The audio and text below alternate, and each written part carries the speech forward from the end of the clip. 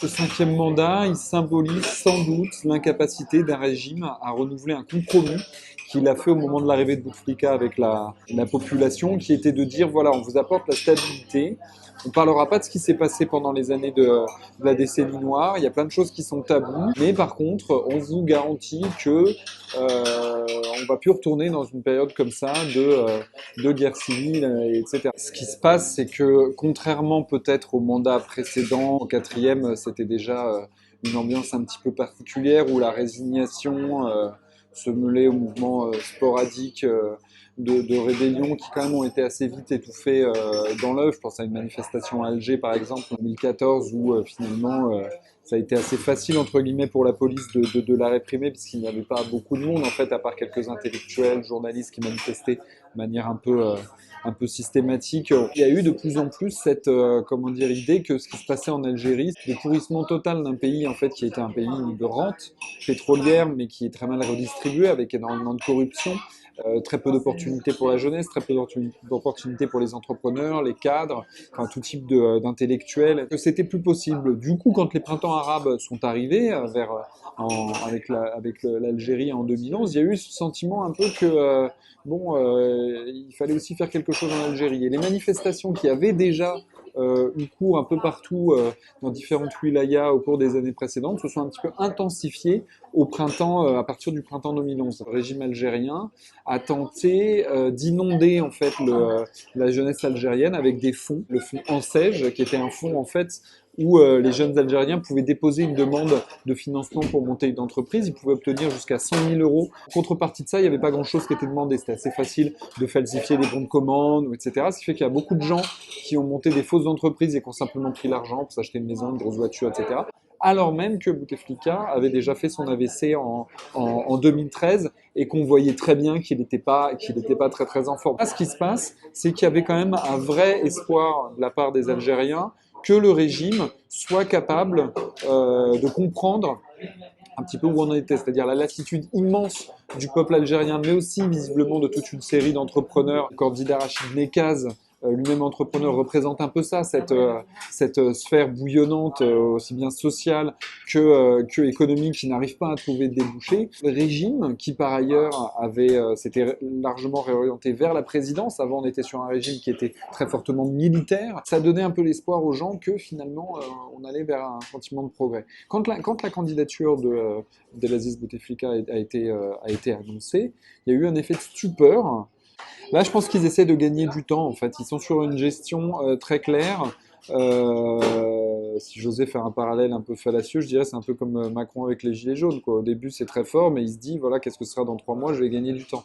Deux choses à noter, c'est que quand même, une révision de la Constitution a été proposée, donc ça c'est pas rien, il faut se souvenir quand même que la Constitution c'est quand même quelque chose d'emblématique pour un pays comme l'Algérie. Donc le fait de la réviser, c'est un saut en fait du point de vue de la vie politique du pays. La deuxième chose, c'est de voir que ça n'a pas du tout été bien accueilli par les Algériens. Enfin, de manifestations le soir même d'étudiants, de cadres un peu partout en Algérie a été très important. Et aujourd'hui, le pouvoir algérien a tellement fait le vide autour de lui. On pense à Sellal qui vient d'être démis de ses fonctions voilà, de chef de campagne de Bouteflika. Il a tellement discrédité son entourage qu'aujourd'hui, il n'y a plus personne. Ali Benflis, qui a été donc directeur de campagne de Bouteflika, Premier ministre, dès qu'il a voulu prendre un petit peu son indépendance, voilà, il a été écarté. C'est pas du tout, comment dire, inédit. Hein. Faut se souvenir de Ben Bella, par exemple, qui dès sa prise du pouvoir au lendemain de la révolution algérienne et de la déclaration d'indépendance en 62, comment dire, fait le vide autour de lui. Aujourd'hui, il n'y a personne. Aujourd'hui, il y a énormément de candidats qui se retirent les uns après les autres. On a beaucoup parlé de Rachid Nekaz, donc, qui est encore une fois cet entrepreneur, mais Rachid Nekaz, il n'était pas présent aux précédentes élections présidentielles. C'est quelqu'un qui est assez neuf et c'est quelqu'un qui est certes issu de la société civile, mais c'est quelqu'un qui n'a pas irrigué la vie politique algérienne depuis 30 ans.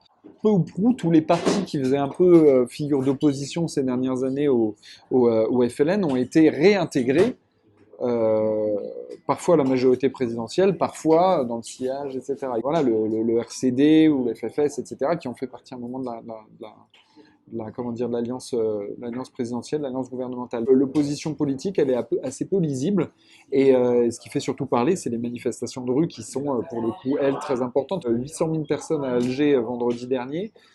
C'est considérable. Ça, pour le coup, ça fait très longtemps qu'on ne l'a pas vu en Algérie. Il y a une interrogation aujourd'hui, la France qui a toujours été aux côtés du partenaire algérien, hein, parce qu'il y a un jeu de chat et la souris sur le devoir de mémoire, le pouvoir algérien qui se refait une virginité sur le dos, en gros, d'État français tentant, voilà, en activant des polémiques qui parfois n'ont pas lieu d'être, parfois si, hein, sur les questions évidemment certaines questions sur la guerre, sur la commémoration du massacre de Sétif et Guelma, etc., des choses qui sont importantes, mais qui sont aussi instrumentalisées par le pouvoir algérien. Bon, en dehors de ça, la présidence française, elle a été quand même très souvent, tout le temps quasiment, côte à côte avec le FLN et la direction de l'Algérie. Bon, il y a eu la question de la guerre civile où ça a été compliqué, avec l'essor du GSPC au début des années 90, avec des histoires pas très claires, voilà, d'attentats, etc. À part ça, ça a quand même été une sorte de miel caché, en fait, disons-le clairement, jusqu'à aujourd'hui même, où paraît dans la presse, lors des premières manifestations, ce qui est quand même assez incroyable, des éditoriaux, des fuites, comme quoi, ah oui, on craindrait une déstabilisation de l'Algérie. Je pense que ça dit aussi beaucoup de choses, en fait, de l'hypocrisie de cette relation. On répond à une manifestation d'un peuple qui veut s'émanciper, par un signal qui est un signal négatif, en fait. La France est malheureusement dans un réflexe, pas toujours, en tout cas la classe politique française, une partie de la classe politique française, pas toujours du côté des peuples quand ils sont de l'autre côté de la Méditerranée.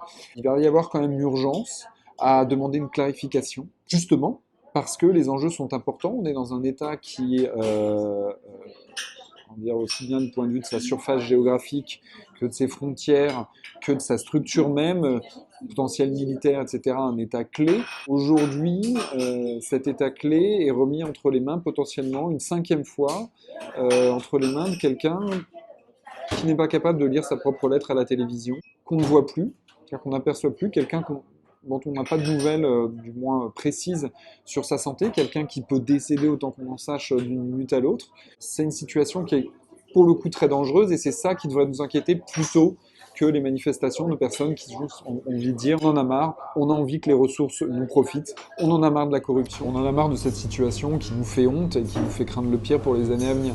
Il ne faut pas renverser les choses, il faut craindre des choses pour la société algérienne, pour les Algériens eux-mêmes, avant de craindre pour nous-mêmes qu'une éventuelle disparition ou retrait de Bouteflika ait des conséquences pour nos petites sociétés. C'est quand même la société algérienne qui subit le régime algérien depuis des années. C'est elle qui doit être le sujet de nos préoccupations aujourd'hui.